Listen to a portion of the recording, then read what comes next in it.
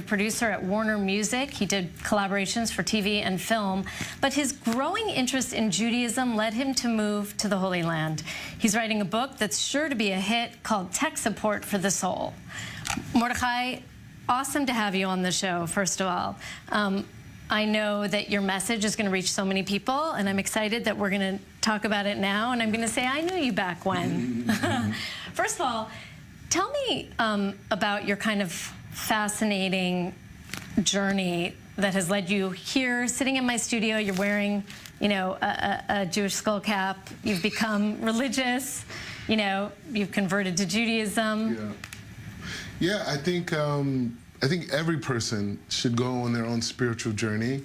A famous teaching in Judaism is that every single person was born with a specific purpose in this world, and their relationship with God kind of like unravels it and reveals it to them. And so for me, it was my journey was to find my place inside of the Torah, and come to Israel and study in yeshivas and speak a lot of places and meet amazing people like yourself, and just you got to live life. Everyone has a different route.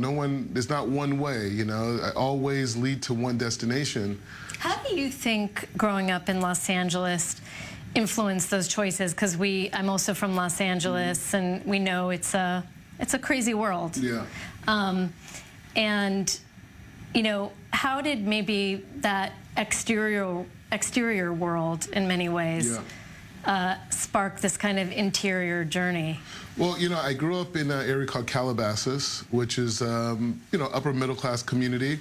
And I think because there was so much, America, the goal of America is the American dream.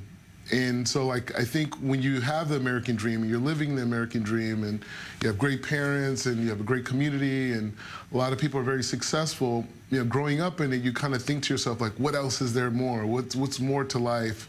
Should I have a bigger house than my parents? Should I make more money than my neighbors? Your family, in a sense, kind of put you, wittingly or unwittingly on this path because you've told me they were very involved in the Kabbalah Center. Yeah. And that kind of that's where you began. Yeah, before I converted to Orthodox Judaism, me and my family were at the Kabbalah Center for almost probably close to 10 years. My mom's a professor, but a period of the time while we were there, she actually worked for the Kabbalah Center and was their education director. And a lot of famous people there. Yeah, you had Madonna there, you had Ashton Kutcher, you had Demi Moore, at the time. Yes.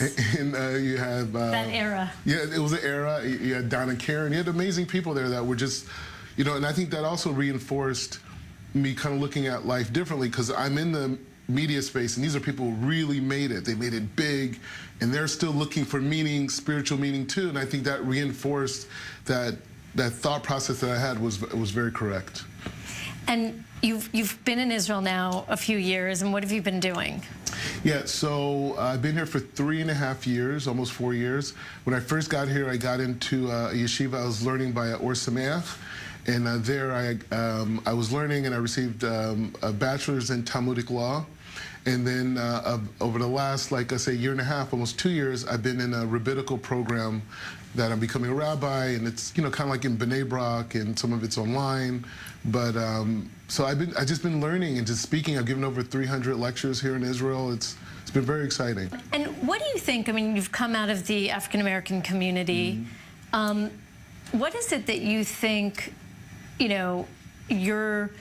all the kind of wisdom that you've come to looking back, that you could go back and give to your community? Yeah.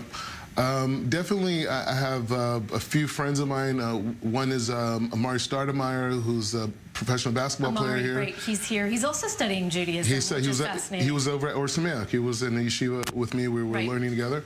And then you have Nassim Black, and I think all of us have... Who's a rapper. Who's also became religious. Became religious, and he has an album coming out. You can see it on Spotify, his new video, Motherland Bounce. But... all of us have made an active effort to reach out to the African American community, because there's been a lot of bad information about Israel and the Jewish people that have been given to the African American community. And so I feel like as a Jew of color, we all have a responsibility to communicate and tell the truth about Israel. And this is a place of immigrants, a place of people who are fleeing oppression. And And it's the unity that's here is just so beautiful, and it doesn't necessarily get seen on mainstream media, but it's something the world needs to see. Right. Do you think that's the topic of maybe another book or another project of yours? Yeah, I mean, what I've been meeting with different organizations to see if we could get support to be able to bring other Jews of color that are, religious, that have learned in yeshiva, that go and talk about their experiences here in Israel and what they've learned about Judaism and what Judaism teaches about all the nations and all the worlds, all the great things that the Torah has to say. And so we've just been meeting, trying to find the right partners to help us get that message out. Do you think, Mordechai, that you'll stay here in Israel? Yeah, I mean, I want to raise my kids here. I mean, it's an amazing place to raise children. The school system is beautiful. I mean, it's a good combination between great secular, skill sets and then also religiosity, all together. So for me, it's a very nice, calming environment. I want to do business everywhere. Right. But raising my kids, today you can, thank God. And I don't have any kids, but I'm saying when they come, that I want to raise them here. You will be married. You will have children. I am certain of it. Amen. All right, Mordechai, it's so great to have you on the show. I want to invite you back with the Mari and Nisim. We'll talk. That'd be great. We'll do a panel. That'd be great. All right.